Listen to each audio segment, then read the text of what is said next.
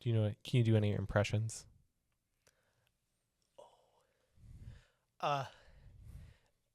Cookie, when he eats his food too fast and he chokes. Sounds like a cat. Kind. I think Oliver's dying. He's getting like ridiculously thin, and he's eating all kinds of stuff. So I think he might have like hyperthyroidism. He's eating his bowl clean, acting completely normal, pooping and peeing completely normal, but he's just like bones, and I don't know what to do. And I'm not gonna pay to have like labs done on him. He could be 15 years old, as far as I know. Be 25. Yeah. I feel like he'd be a lot slower if that was the case, but Yeah. I could do a good Cookie Monster. Me want cookie. What's a good one that I do? Oh, I have to think about this one a little bit.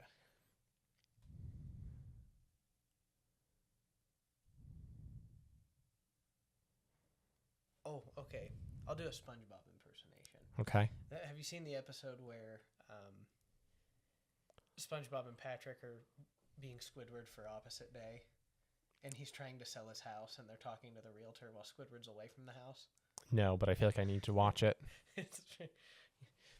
And it's opposite day. So when she's asking about the house, Uh-huh. SpongeBob, who put his belt around his face and like pulled his nose down to make himself look like Squidward, he said, "The floor creaks, the roof leaks, there's a horrible draft. The winters are harsh, the summers are brutal. There's a wild man eating clam in the backyard."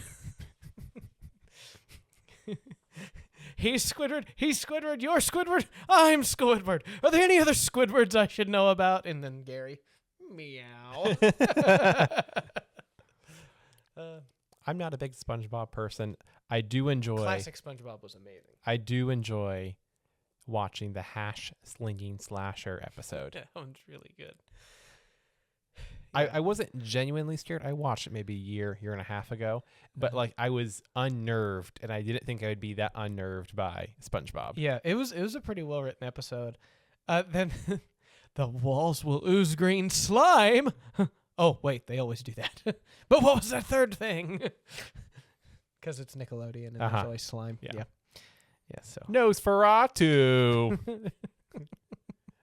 I would like to know the connection between, or like, isn't that kind of a recurring joke on SpongeBob? No, I think that's the only time it's ever used. Okay. Unless it's in a much later part of the series. Okay. Real SpongeBob exists from 1999 to 2007 through the Best Day Ever episode, season 4. Okay. Season 5 is okay-ish. It got a little strange, Mm-hmm. and then it just like completely fell off the roof. Is it still technically running? Oh, yes. Yes. So they still make all kinds of They're stuff. just milking that sponge. It's got different writers who are really terrible at writing. They're terrible at writing, or It's more like Ren and Stimpy now. is it that off color? Yes. Really? Yes. It's ridiculous. It's so dumb. Okay. It's like...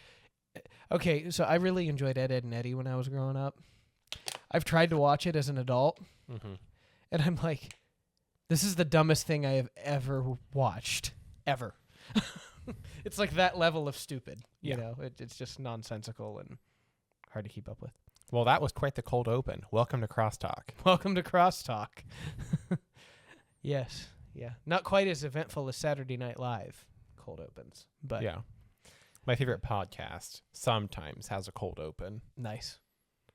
Ninjas are butterflies. If Yeah. you're out there watching this, Yes. that would be great. Yeah, if you're they are. not, I don't blame you. Yeah, they're incredible.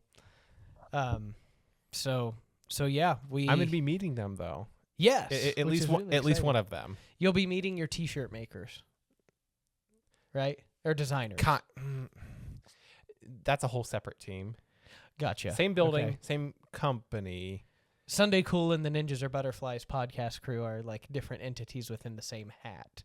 what you're Yes, saying. I believe Okay. that the NAB crew they're housed in the same building, but I don't believe that they hold any like work responsibilities over t-shirts. Like they promote t-shirts, talk about, like, hey, blah blah blah, Sunday cool, this, that, the other. But Sure. I don't believe they do anything actually with the t-shirts outside of just push them, sell them, promote them. Sure. That And makes sense. have alter egos as talking heads for the t-shirts. Gotcha. But they also have their own merch as well. Right, I knew that. So, well, neat. Enjoy that when Neat. you go to see them in the wonderful state of Florida. Yes. Florida. So, how are we doing? We're kind of midway through the spring. We're finally in the season of Lent. We had a really good Ash Wednesday gathering last week. Almost feels like that could be a month ago with how many events seem like they've transpired over the last week. But it's also That was 7 days ago. yeah, it just doesn't seem. We're recording possible. this on Wednesday, the 25th. Yes. Yeah. In Yeah, case so you that guys was- care. That was 7 days ago. So it's just seems like the days are moving kind of slow, and I'm not necessarily upset with that either. I think it's okay to have some regularity and breathability. Yeah. I guess is kind of how life feels at the moment. I haven't made any big Lenten sacrifices as some people opt to do, but a buddy of mine, we were talking the other day, and both of us separately were like, well, how about we try to take on something? So I've been really, really trying to, and have found pretty decent success with just more regular scheduled devotional type of habits. I've been reading Nice. Morning and Evening by Spurgeon, and then New Morning Mercies by Paul Tripp is a fantastic book for every day of the year. Really, really good devotional material. I've been reading that every night before bed. So, I'd like to one-up you real quick. sure. I gave up talking to Greg Mosier for Lent. He's not even going to be here. That's the point. That was pretty easy. That's not very sacrificial. Shh. Hey, I don't know if we mentioned him last episode, so now we're getting back on track with things. On the Greg train. On the Greg train. Greg gets an honorable mention even though he doesn't ask for it, doesn't want it, nothing. But, We could also shout out Connie Mann. yes, absolutely. One of our faithful listeners, which we are very glad to have in our midst. Thankful that she puts up with our shenanigans at the rate in which she does.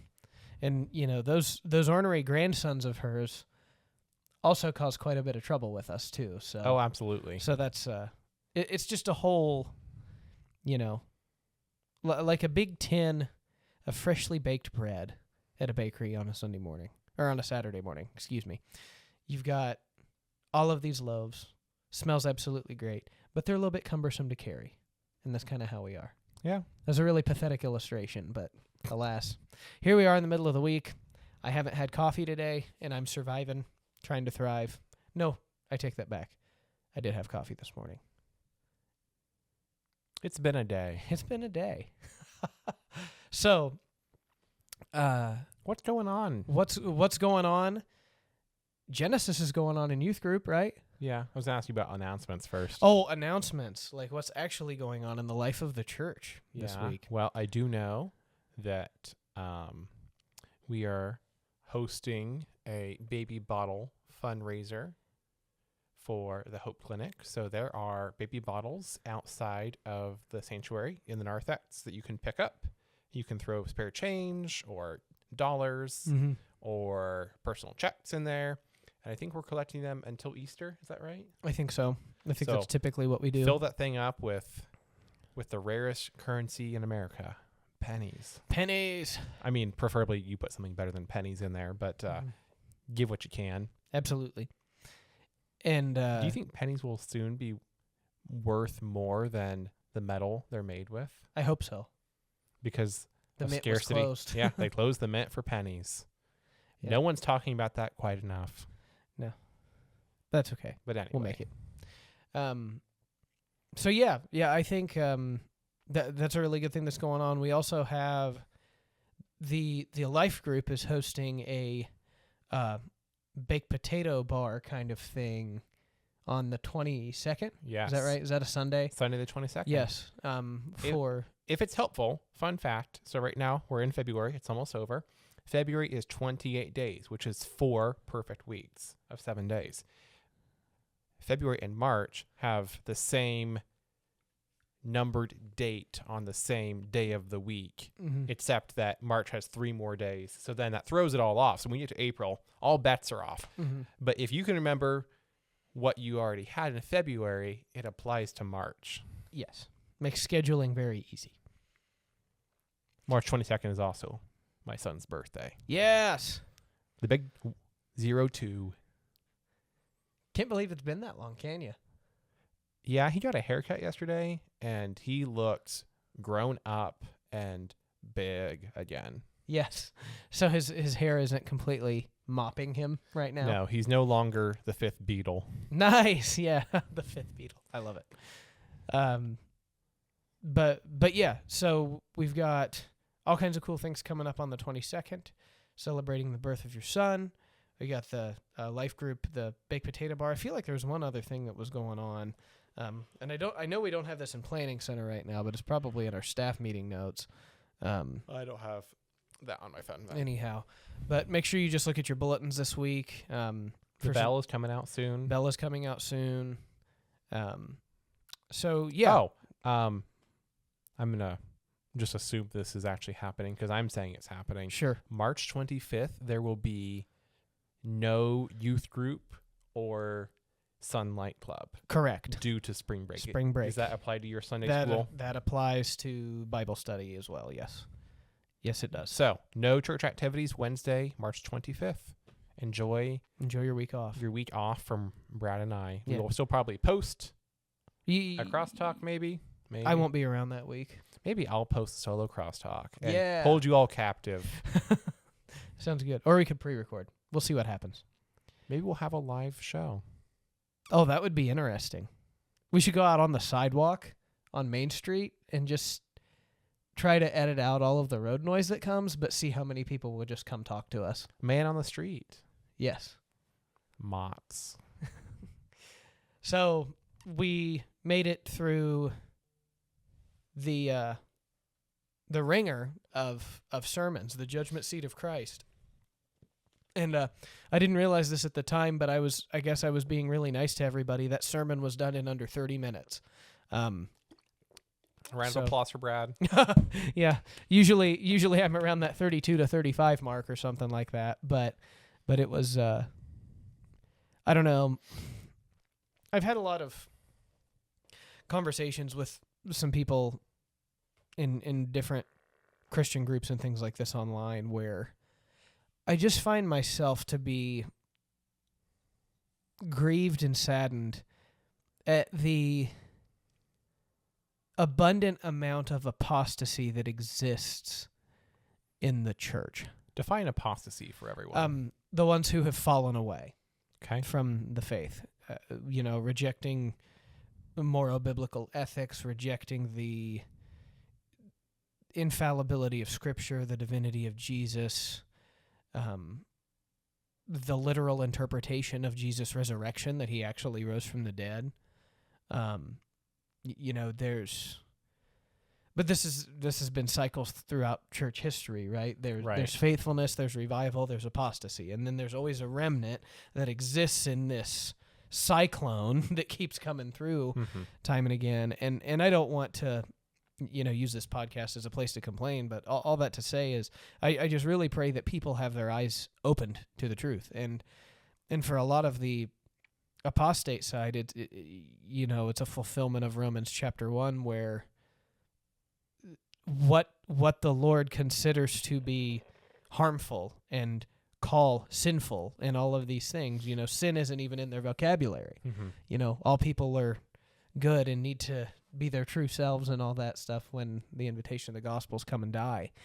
So I just can't help but look at Romans 24 to 28, or Romans 1, 24 to 28, and just, okay, he's given them over to a debased mind because this is what they asked for. And, historically, in some of these church groups, I mean, some of the greatest evangelists on American soil as recently as like 150 years ago, Yeah. And it's been given up. But even, towards the, like I said, I've been reading a lot of Charles Spurgeon recently for devotional material. Was he a sturgeon? Whenever I hear Spurgeon, I just think sturgeon. I just think of a fish named Charles. You're welcome. Thank you. Carry on. But and he died. He was like 58. So maybe he was a fish in the mid 19th century. He had like respiratory issues and kidney problems and stuff. He had to go to like the southern part of France in the wintertime. Oui. Later in his life. But I was looking into the later part of his life recently. There was a controversy called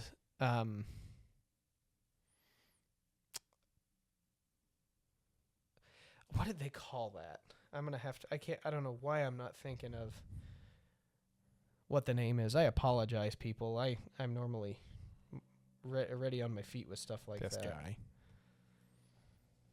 The downgrade controversy. So he was a part of the Baptist Union in England, I'm pretty sure at the time.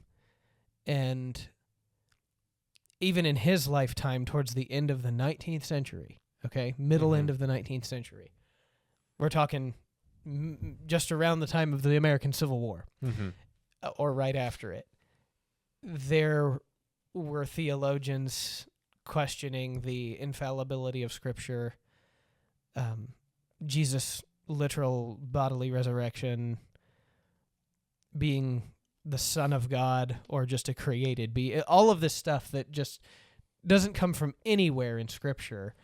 And he ended up leaving the Baptist Union late in his life, and some people think that the amount of grief and strain that whole back and forth caused him towards the end of his life might have led to his health issues being exacerbated. Interesting. So, but even his brother was a part of a committee that came up with some better language, not better language, but broad language, so the more liberal churches and pastors and such would find face in it. And if you ever listen to any Spurgeon's preaching or read his writings, that was not the case.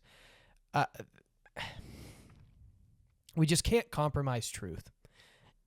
It shoots people in the face every time. And, you know, as believers, obviously doing so with gentleness and goodness and kindness and all of the fruit of the Spirit, also with boldness. And, you know, boldness is a gift as well. You have to use a lot of discernment if you're going to exercise boldness. But the Christian should be an agent for the one who is the way, the truth, and the life. You know, Jesus is the truth.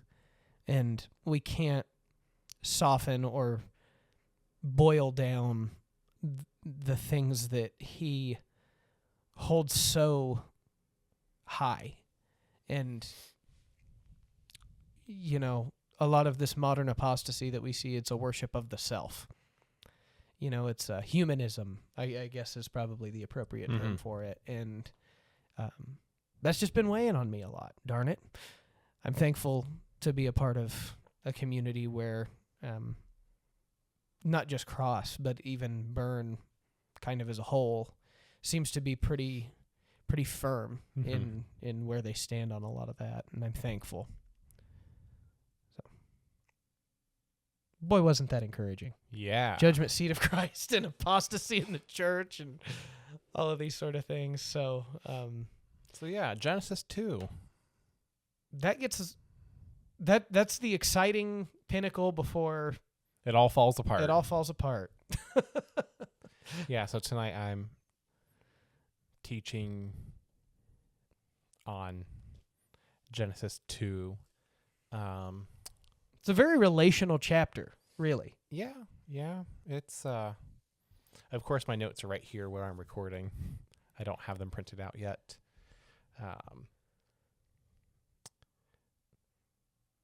I am finally actually going to get to say what I wanted to say last week about, you know, like, I'm going to paraphrase here, so I'm not going to do this word for word. Basically, the big point of it all, which I make about 2/3 of the way through the lesson, is that, you know, God wants to give man abundant blessings, but first we have to listen and obey. And that's the obeying part. That's the hard part. And you get to talk about that next week. Yeah. About The them fall. not obeying and not listening to pretty much, I mean, I'm kind of this is a gross oversimplification. Basically, the only rule was don't eat from that one tree. Eat anything else, do whatever you want, pretty much. Right. Don't eat from that tree. And the one thing they're not supposed to do, they do it. And it was different from us, where Adam didn't have a sin nature. He was created from the dust by the hand of God. He was not born of a woman. Right. He was created by the hand of God. And God breathed life into him, right? Mm-hmm. So, not that creation's any different than that. The Lord breathes life into all of us. But again, Adam was the original created one without sin. He had all of the ability in his own will to not do it. Yeah. There was. We don't know what it's like to live without a bent toward doing the sinful, disobedient thing. Like, we have children, so it's fun to do bad things. Right. So, going to walk off the edge of the couch. Hey, don't jump off the couch. Please stop jumping off the couch. What are they going to do? They're going to jump off the couch. Hey, don't go towards the road. What are they going to do? Keep inching towards the road. Yep. It's a sin nature problem. It's cute until it's not. And like, for example, today we're in the playroom and Bellamy we have like a ledge in the playroom that's 18, 20 inches off the ground. It's got a slight decline on it. And he's horsing around up there playing with the ball, which is fine. And he like lays on his stomach on the ball and is like wobbling around on the ledge. On the ledge. Sweet. And I was like, hey, dude, be careful. And before I can say another word, he rolls forward, head first, on his stomach, on the ball, over the ledge, lands square on his head, and falls on his back, and cried for about 10 seconds. And I grabbed him, like, oh, like, hey, are you okay? And then he's like, uh-huh. I said, I bet that really hurt, buddy. I wish you would have listened to me. I was very nice about it. Sure. I'm getting a whole lot better about, comfort than reprimanding and reminding. Comfort than I told you so's. Yeah. And he's fine. Yeah. I was Kids worried. are pretty I was worried though, because like sturdy. It like that would have hurt a lot. I would have not enjoyed that. But I also weigh like 8 to 9 times more than he weighs, Sure. So like there's a whole lot more body weight. And your limbs are longer. Yeah. But anyway, yeah, like do you think you could still do a somersault? Me? Yes.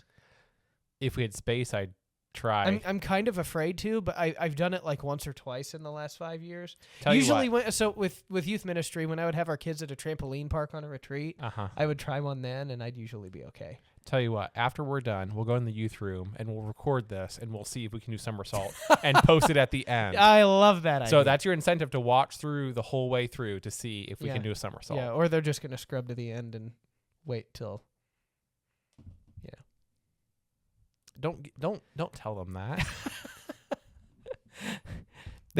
This is content you can consume it as you like. It's okay. But you should watch it all the way through. You should watch it all the way through. Because I put visual gags in here. Yes. And there's some new ones that you don't know about. They're going to happen. Ooh.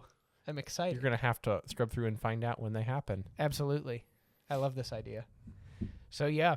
But, yeah, no, kids are sturdy. And all the thing back to this problem of sin. And I think it's so important to talk about this regularly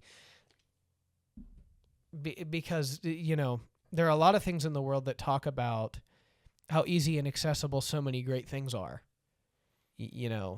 Whether it be weight loss drugs or medications that are supposed to really help with stuff, but all of the side effects can, kill you, right?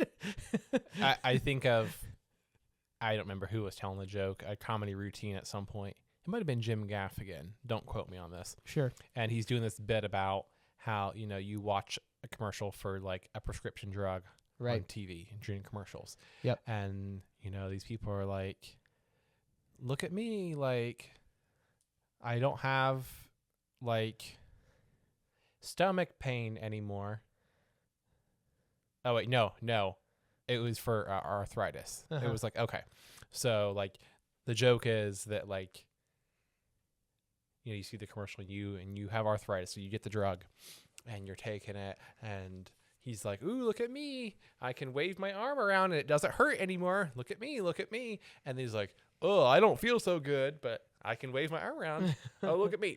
He, Right. he puked on the floor. I can move my arm. And it gets progressively worse. And then like at some point, like, I can't see anymore, but I can still move my arm. Yeah. Oh, look at me. I'm covered in boils. I can still move my arm. Yeah. Oh, look. I'm bleeding out of orifices that don't need to be bleeding. Look at me. And he keeps going on and on and on. So I think about it all the time. Well, and another thing too, I saw somebody say this recently. If things have to be advertised to death to get you to buy them, to purchase them, there's probably a reason. Well, it also takes a lot of money to research it too. On average, it takes 21 to 35 unique interactions with something before you decide to do something that you've seen. That's crazy. On average. That's pretty, and that's if you want to do it, right? Or is it a convincing process over that amount of time? I think. So I saw a post from someone back at our last church, John Post company. Okay. Yeah. Fort Wayne Marketing, about how one of his employees had been thinking about getting a personal trainer for over a year, but she said it took 35 unique interactions through various forms of media and marketing to decide to go hire one. She knew she wanted to do it, but she said it took, she went back and counted, and it took 35 unique interactions over the span of 12 plus months to decide to actually go get a personal trainer and work with them. Right. Yeah. Yeah. And I think, but back to the, kind of in that vein, all of these things that the rest of the world tries to sell us, we talk about this problem of sin because it's an inescapable affliction that every person deals with, right? Inescapable affliction. We can't fix it, no matter what we do to try. So, and that's where I think Christ becomes all the more compelling. And this is also probably because I'm reading a lot of Paul Tripp, with that devotional material. But, we are in such a need, and he was saying, I think in yesterday's devotional, such a danger to ourselves. If we wake up every day and realize, how much of that we are the biggest thing that we have to overcome every day is ourselves. That's kind of the summation of the Christian life, and where it becomes easy to try to explain away things that the Lord may really need to work on in our hearts. Like for me, you and I were talking about all of the stuff with house fiasco and things like that. I put a lot of work into the houses that I've purchased and have tried to sell, but to your point, well, Brad, you keep buying the wrong house. Buying the wrong houses, and then you fix them, and then you try to move them, and it doesn't always go the way you plan because, what I see as potential might not be the best decision always for my family. And my wife and I have been in agreement on these, big projects we've undertaken. But it's interesting, because I could be quick to try to defend that, but also realize, sometimes I jump to the conclusion way too quick because of my ambition, and I lack discernment in some of these areas. So thank you for, kind of pointing that out. That's an important thing. Same way it goes with, I wouldn't have dared lives. say this 2 or 3 years ago, but the fact that you've bought 3 houses in a row with your name on the deed, and they've all needed significant work, and you keep complaining and belly aching about it. Yeah. First, I'm like, okay, it was his first house. It's fine. Everyone's first house is kind of needs work. The second house, that's pretty usual for some people to have a second house that still needs work. Okay, now this is your third house. Yeah, I wouldn't have moved if we didn't end up in Bern for pastoring. So that just kind of what I had in my mind for a 10-year process ended up being 4. Okay, so I'm just gonna say the quiet part out loud. I think you still would have done it whether you moved to Bern or not. Your next house if you had to move on from this house in Huntington, you were going to buy the same kind of house again. That's probably true. I have a type. I just need to quit belly aching about it, I guess. When will you learn? When will you learn that your actions have consequences? No, I know they have consequences. It's just okay. There's levels of amnesty to things, right? You don't remember how much of a headache it is until you're in the middle of it again, but you always love the result that's on the other side, right? Like for women, our wives, pregnancy's rough and it's difficult, but man, children are awesome, right? So there's levels of amnesty. About with 90% of the time, they're awesome. yeah, 10% of the time they're terror, big terror, out of frame, big hands, terror. But no, they're terrible, a joy, for a great deal of it. But that's an interesting thing too, and I think sometimes amnesty can actually be really useful because we don't instinctively like to do hard things, right? Like going back to the house thing.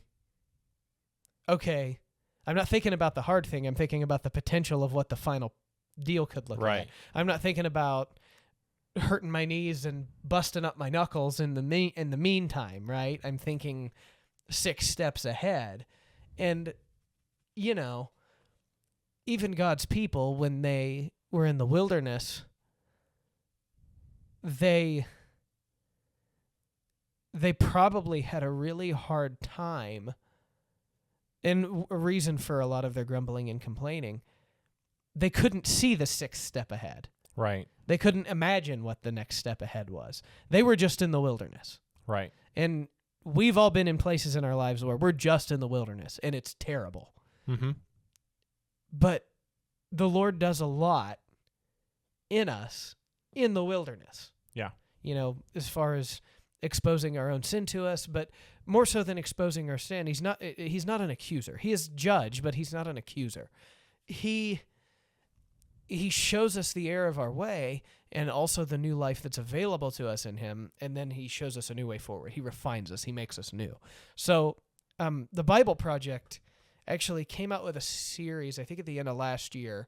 They might still be publishing some stuff of it now, but the whole thing that they're exploring is God's people in the wilderness.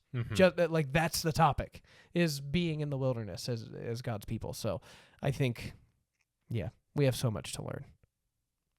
And it's exciting. It's joyful. Go learn the hard things from the Lord. Well, I think that's about it. Short episode today. Yep. And that's all right. If the camera is still running, Yeah. well, we'll do it on my phone. Yeah. This week we got the Holy Spirit coming up. Looking forward to. Isn't he here every week, though? He's here every week. We're just talking about him in a sermon specifically. He gets the whole topic. So what would be kind of fun to add into this sermon? What? If we set everybody's hair on fire? No. If you had me hide up in the choir loft with a sheet and at some point just stand up. Just stand up. That would be horrible. We would be manufacturing stuff, but it would be kind of funny. So yeah. Anywho. Well, thank you for putting up with our shenanigans today. May you be blessed, dear, wonderful people. And we'll see you Sunday. Be sure to drink your Ovaltine and stay tuned for some somersaults. Yes.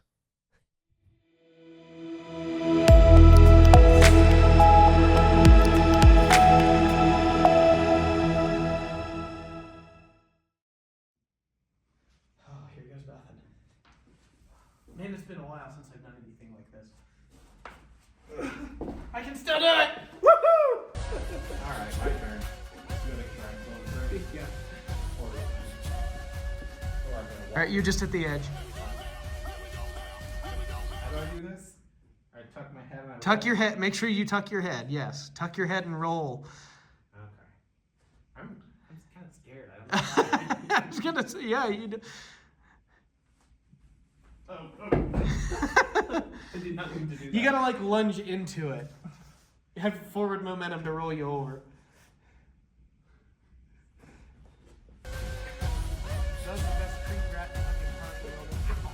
our right shoulder.